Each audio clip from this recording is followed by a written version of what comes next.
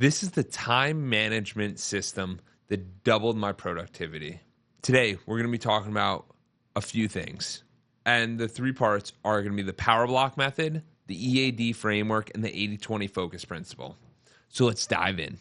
In this episode, I want you to understand that time management is a concept that we've had for a long time. We've been tracking our time and we've been seeing what goes on, but it's how do we get the most out of our time? How do these people that are so successful get so much done? There's a few different reasons. Part of this is all going to be self-worked, right? So this is all self-focused. Obviously, you can get more leverage if you start hiring people and getting them to help you and stuff like that. And we're going to talk a little bit about that, but we're going to keep it pretty high level on what can you do to make a difference? So let's dive into the first one, which is the power block method. What does that even mean? So before we dive into that, I want you to realize that there's 3 types of work. There's admin work, creative work, and strategy work. So let's define those a little bit further. What's admin work? Admin work is maybe invoicing, payroll.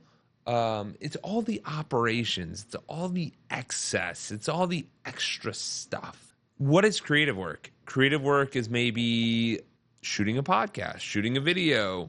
Creative work is writing a book, maybe a blog post. So that's kind of your marketing, maybe sales. And then strategy is big picture. That's working on the business, not in the business. So what could you do strategy-wise to really up your productivity?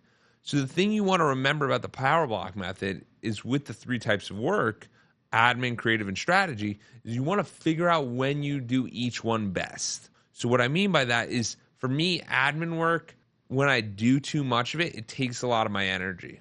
So when is it best for me to do admin work? That's usually in the later afternoon. So what I mean by that is I'll do it towards the end of the day, end of the night, that afternoon session. You don't want me doing admin work in the morning because then I just get tired and kind of brought down. Creative work, I'm really good with in the morning time to the middle of the day. So creative work, that's usually where I want to shoot it because then I get tired by the end of the day. And then that's also because of the way I operate. So I basically go to bed at 9, 10 o'clock, and I'm usually up at 5 or 6 o'clock. And then the last one is strategy. When do I utilize strategy? Strategy for me is a 90-minute block. So this is I might put this 90-minute block on a Saturday or a Sunday and just completely free time and just focusing on what's going to really move the needle for me. Now, I want you to note that as an entrepreneur, you're probably thinking about these things constantly. You're constantly thinking about your clients, how to better serve them, how to get more clients, how to implement some of these systems, what's the best way. You're constantly thinking about this thing, and then you start trying to take some action on it, of course. So we sit here, and we have to start to realize, what is it that's really going to move the needle for us? So for us, for me especially, it's understanding our power blocks, and it's understanding where you want to do them and where you want to see them. So the first thing I would do if I were you, I would sit there and realize what even is each of the things you do each day. Mark them as admin, creative, or strategy, and start to sit there and see, where am I showing up? Where is this showing up? Am I going in the right direction with this? Is this really something that I'm trying to get done? Because the truth is, there might be some stuff that you're doing where it's I don't even know that it matches any of these 3, which that's just not the case. It has to match one of the 3. So you want to sit there, identify them, and identify if they give you energy or take your energy, and then figure out where you want to start applying them into your life. So for example, for this, I have a group that I do coaching for, and I do training for. So the way I created that system is that Thursday morning I work on the PowerPoint, usually from 8 to 9 a.m. Then for this presentation on the YouTube and in the studio, I usually prep prior, so I'll do this 9 to 10 a.m. And then I come in the studio at 11 a.m. so I can practice a little bit, I can get ready, I can get started, and I can take on the day. The second framework that you want to think about in the time management system that doubled my productivity is the EAD framework. So this one's massive. The 3 parts are eliminate, automate, and delegate. What does that mean? Let's start off with eliminate. Eliminate is realizing, is this worth it or is it not? am I going in the right direction or am I going in the wrong direction? And what I mean by that is you start to realize, like, how much stuff are you doing that's just pointless? Like, what are you doing that's just not necessary at all?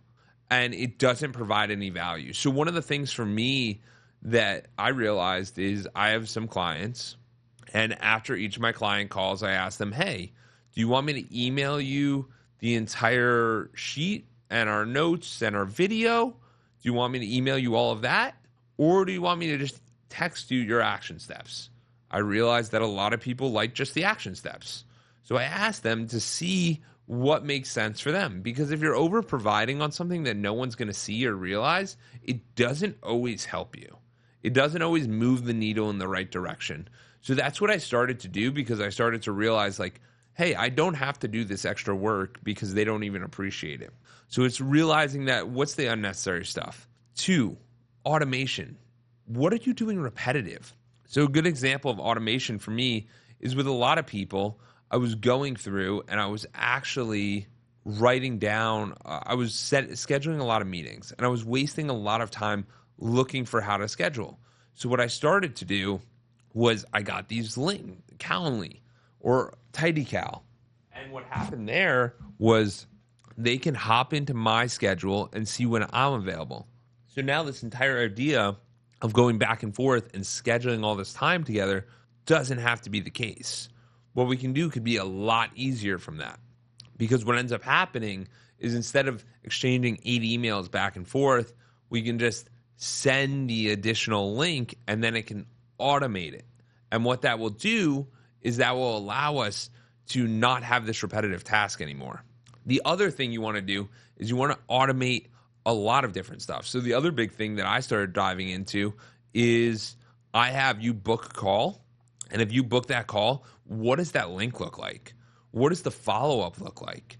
How do people get more captivated to want to work with you more? So you really want to automate this, but anything you automate, you have to be very prepared and really look into that and make sure that the system's working better than it was before. Another thing that I started to automate, that I started to realize or even actually utilize, is AI. And I started utilizing AI to help me with my frameworks on how I was going to think about these different topics and these different conversations that I'm here presenting to you guys. So what I ended up doing was I created different GBTs that help me with different things so that I can get the topics that you guys are captivated on, the things that you're interested in. And time management was obviously one of them. And then the last part is delegate. So what does delegate mean? Delegate means if someone can do it 80% as well as you, you should have them delegate. So what I ended up doing with my podcast is I delegated out all the stuff that I don't do very well. So what does that mean? That means we're talking about the stuff like, for instance, with this, there's 2 cameras here. I'm not the best editor. So I have the office edit it every single time. I have the producers edit it every single time. What else am I not that good at? Well, I get the clips, and then to schedule them and to post them on all the different platforms, I have someone on my team help me with that. Why? Because they're just better at it than me, and they help me put it all together, which is convenient. But what does that also do? That allows me more time to think about the things that are moving the needle for me so that we can get closer to our goals that we want to accomplish, right?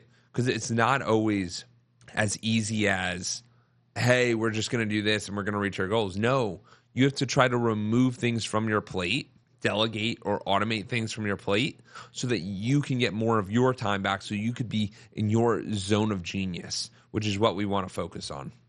And then the last part is the 80-20 principle. What does that mean? That means that 80% of your results come from 20% of your people. Interesting.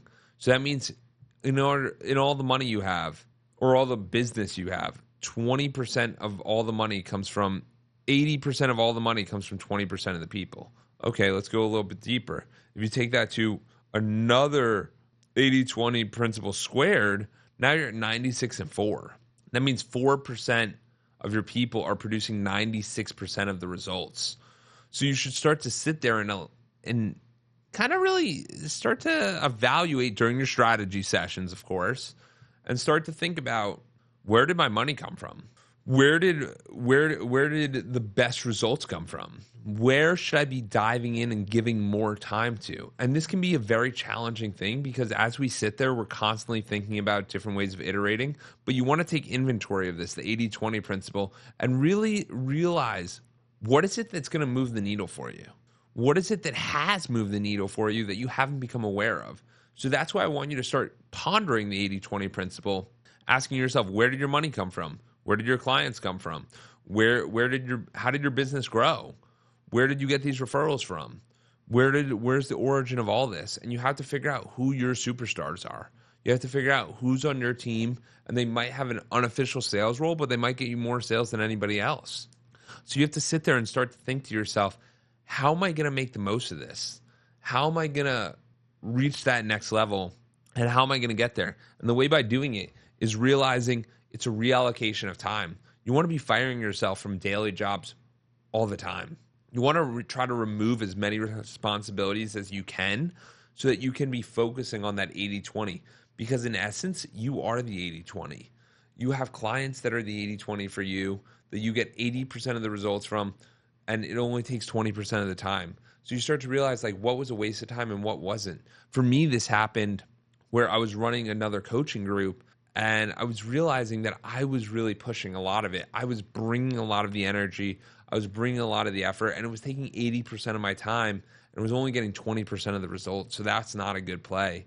So what I ended up doing was I closed down that group, and then a few weeks later, I got the opportunity to start running another group for somebody and helping them in their business. And what ended up happening was I was now putting in 20% of my effort and getting 80% of my results. So my point is, you might be in the right place, you might be in the right time, but the thing that might be missing for you is that zone of, hey, am I doing this correctly? Could I get another perspective? Could I get another framework? Could I get a different way of looking at this so I can yield better results for myself and my people? And that's what you want to realize, because what's the point of the time management system that doubled my productivity if you don't start applying it to your life? And what's the point of it if you don't realize what you want to do with your extra time? So I want you guys to start to sit there and realize like, hey, this productivity is important, and doubling it's obviously awesome, and tripling it's even better.